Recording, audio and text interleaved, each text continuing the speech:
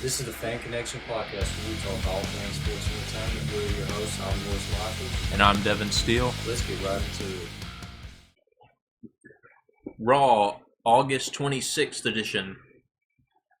The Judgment Day was out trash-talking the Terror Twins, talking about the match coming up at Bash in Berlin. And they got interrupted by the LWO. Then the Judgment Day starts shit with the LWO leading up into the Judgment Day and the LWO match. It's pretty alright. I love the slingshot Cruz del Toro always does. And the Judgment Day ended up getting the win like we thought. Now, honestly, the LWO was really showing off. And a 4v4 is like kind of hype to start Raw. If I'm not mistaken, I think the record is now 2-3 with Ray and Dom. Yeah. But after the match, the Judgment Day assaults the LWO further, like beats them down after the bell, and Damian and Rhea come out to run them off. So could we see Rey Mysterio or maybe the LWO possibly helping the Terror Twins against the Judgment Day at Bash? It's crazy because if they do something like that, it's like they're pretending. You know, it's like you guys weren't part of the Judgment Day like a month ago. Right. It's fine. I mean, I wouldn't hate it.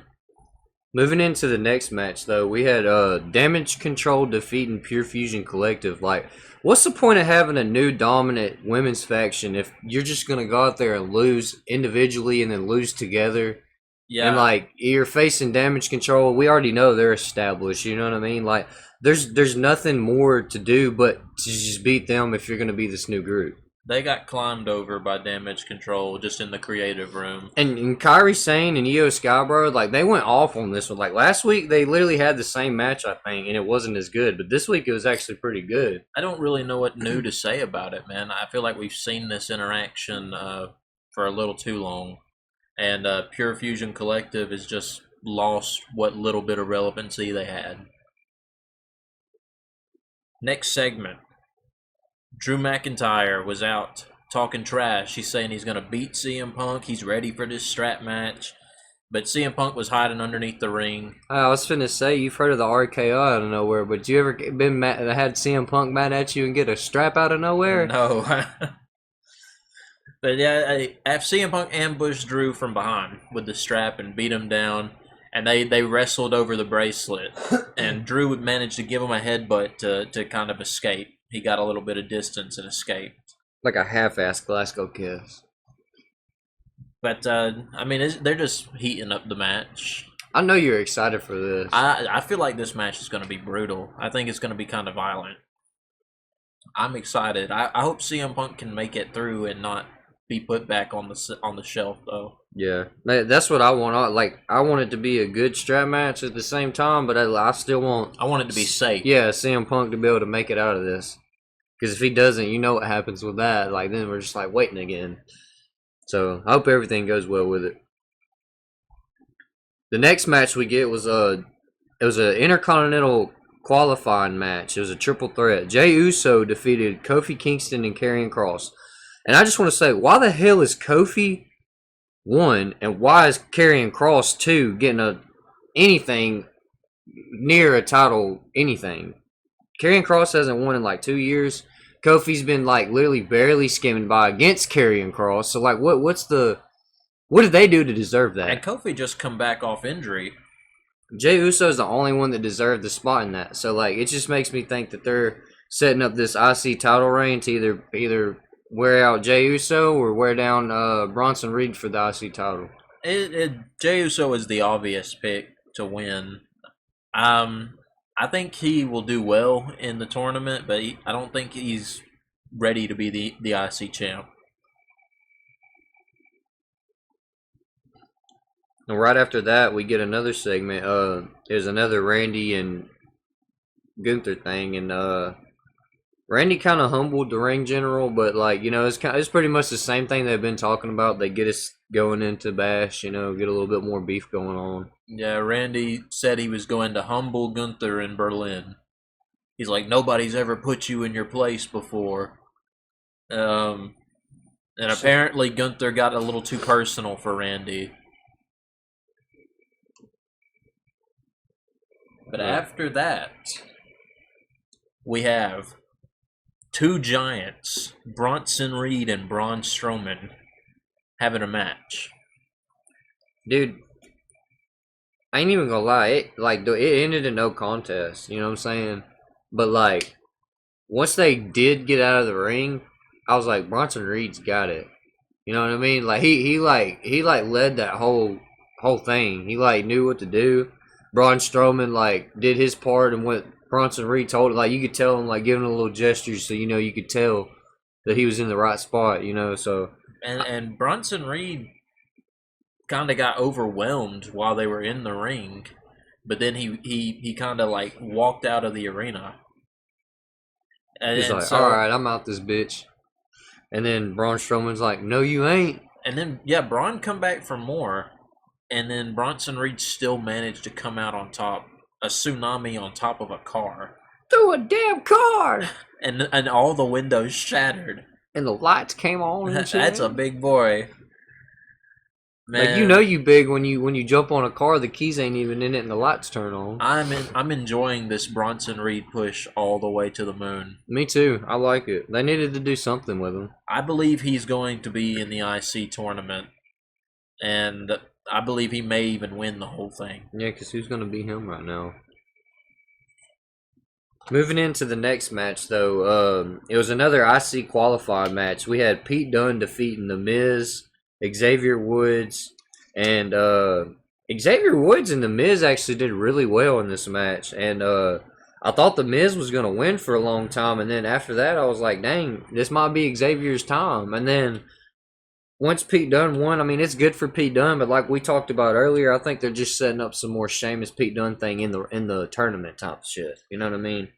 Like if Sheamus beats Pete Dunne might cost Sheamus the IC title. Like technically, this match was like structurally sound. Xavier was really trying out there. Like he looked like he wanted to win. If he would wrestle like that more often, he might get a little bit more recognition. Also, this match was way better than the Jey Uso, Kofi, and Karrion Kross IC qualifier match. Like it was like 4 times better than it. Yeah, they were doing stuff like the he had the crossface locked in on the Miz, and he went to pin Xavier anyway. Bro, I mean, I would almost have rathered the Miz, but I understand why Pete Dunne went over here. Main event: Uncle Howdy versus Chad Gable. Our boy, the Master. This match was really good. There was a lot of references to Bray Wyatt, the dancing around with him like he did with John Cena and stuff. Bo did a really good job of like doing his part, but Chad Gable did his part too, He mirrored Bray really well with the like you said, the dancing, and he did like the lean back. He was trying to do a spider walk. Yeah. The mandible claw even come out. Yeah, he even did use the claw. That was cool, bro. The yeah. I mean, there's a bunch of Wyatt family references. The match was really good too, though. Cause remember how we were talking about it before? Like, Bo Dallas in general, he wasn't really the best wrestler, but like now as he's transforming himself into Uncle Howdy, he's actually learning the moveset he wants to use, and I like it, dude. And Gable's the perfect guy for this. He's in the ring, he's shouting, "I'm not scared of you." He's like trying to hit all these crazy moves. He's got the ankle lock, and he even pulled out the angle slam. Yeah. He used the Olympic slam on top of the announcement table. But he had Uncle Howdy, Bo Dallas in the ankle lock, and he pulls him into the ref, knocking the ref out, which causes American Made to get involved, and then the Wyatt Six come out to help Uncle Howdy, resulting in Uncle Howdy hitting Sister Abigail for the 1-2-3. Good motherfucking storytelling. That's all I gotta say. And see, like, now maybe we get Uncle Howdy and the Wyatt Six versus American Made. You know what I mean? Like, I'd love to see it. Like, I can't wait to see all of them go at it, Yeah, I'm really still interested in this. I hope it's not over. SmackDown, August 30th episode. We started out with the U.S. Open Challenge with L.A. Knight. Yeah. He beat Ludwig Kaiser in Kaiser's hometown. Don't you think they should have done this at Bash, though? And also, L.A. Knight wasn't really as entertaining as he's been being, right? I feel the same way. I thought this Open Challenge was meant to happen at Bash in Berlin because they kept saying it was going to happen in Germany. And they're talking about the European title. Kaiser was getting cheered like crazy. I mean, I feel like if he answered the Open Challenge on the pay-per-view, that would have made for a good, like, impromptu match. And he would have got a bigger pop than he did on SmackDown. And I also want to just say this. They were kind of both wearing red trunks. It looked like they were wearing the same gear. Yeah, I agree with that. That match was not really so good. And LA Knight went for the super finisher, but he didn't do it because Kaiser was positioned wrong. So he didn't jump to the top rope. And then when he come down, he didn't hit an elbow drop. He hit a forearm. He hit a forearm. And another also, thing, man, also Kaiser was saying if he won the U.S. title, he was turning it into the European Championship. and if LA Knight's gonna have a super finisher, that's fine, but he doesn't need to use it in every single title defense. No, because then it just makes it look like you can't get the job done. Your finisher's not good enough. You know what I mean? But in the end, LA Knight still a champ. Next match, Los Garza defeats Baron Corbin and Apollo Crews. Who cares? I do not. Next. Yeah, I'm not a fan of any of these guys. This is the Final Testament versus the New Day on SmackDown. I will say this. Crowd was still hot, though.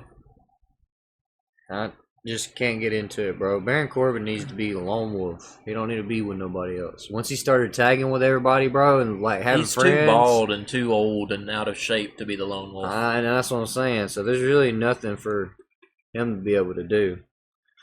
Moving into the next match, we had Carmelo Hayes defeating Andrade again. They may need to find new opponents for SmackDown. It's getting kind of stale. We watch the same matches a lot. We was just talking about how like Baron Corbin and Apollo Crews have faced each other like faced them like 2 times already, you know, and like Carmelo Hayes and Andrade, what is he like? It's like they faced each other a few times. It's just getting like do something different, you know? Like why don't we see Carmelo Hayes trying to go after LA Knight still, you know what I mean? Like what's going on with that? Like make it interesting. And you know, Andrade's talent is undeniable. But he's got a similar issue where he's doing these same spots every match, and I don't know. It's just they're losing the wow factor. They're impressive. I don't know if I could do it, but you know, I just think that match is kind of getting stale. We've seen the somersault where he misses, and then he does another somersault because they rolled out of the way. I mean, we've seen the Spanish fly off the top rope Multiple times. And Carmelo is slowly getting better, or so I thought during the match. But then he botches the finish. He comes in for the leg drop and misses. So, I mean, he just still needs work. But it's 2-2 now. This is the 4th time that we've seen this. So we obviously have to see it at least one more, just because they're tied. Next segment, main event. Nia Jax defeats Michin in a street fight. I hated this match. And once Tiffany came out with the briefcase, she should have just cashed it in on Nia Jax. I hate Nia Jax, dude. I can't stand her. Are you finna take the Annihilator through a garbage can? I wouldn't. I Bro. couldn't. Bro, there ain't no way. It already smells bad enough in the garbage can. Like, dang, man.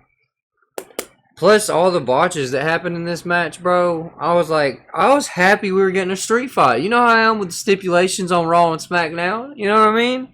We get into this, and I'm like, bro, what is this? What are you doing? I didn't hate the match. Like, it was a botch fest, and I don't really care for Michin.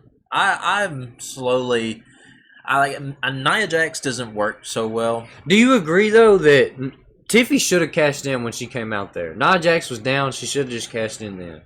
I don't know. She probably would have had it, bro. I don't know. But I thought this match had some moments. You know, like Michin took a table out at one point and the crowd went crazy. And Nia Jax beat her up and then she just pushed it back under the ring. Everybody's like, boo! I mean, and it's not all Nia Jax's fault, man. Michin was out there botching a storm up. Oh, I already know. They both were. But Bayley returned. She come out and chased Tiffany Stratton off. Yeah, I don't know what Bayley has to do with any of this. Like, she should be going after Nia Jax, not me. Like, not Tiffany Stratton. It's like apparently Tiffany's distraction's the reason she lost. But I mean, in the end, man, that's SmackDown. That's it. That's Nia Jax. And that was it. Other news, though. I think the other news might be better than our main event this time. But so I didn't watch the show or nothing, but I found out, and then I watched the clip. JBL is TNA. He was there talking to Nick Nemeth in the ring, and I just think that's kind of crazy because JBL was around for the Attitude Era and everything. Like, all these things going on in different promotions. TNA's popping, dude. AEW's got down Shane McMahon working with them. You know what I'm saying? Like, it's just, there's a lot going on in the other sports entertainment world as well. I mean, JBL's always been crazy. Always, bro. So I'm sure something crazy is coming. Like, we finna get a JBL versus Nick Nemeth world title match, bro. That'd be crazy as hell. And that would probably be a really good match. JBL's always been really talented. But that is Raw and Smackdown for this week. Let us know what you think down in the comments below. Like, share, comment, subscribe. And if you don't want to miss out, tune in to the next episode. But for now, the Fan Connection is out of here.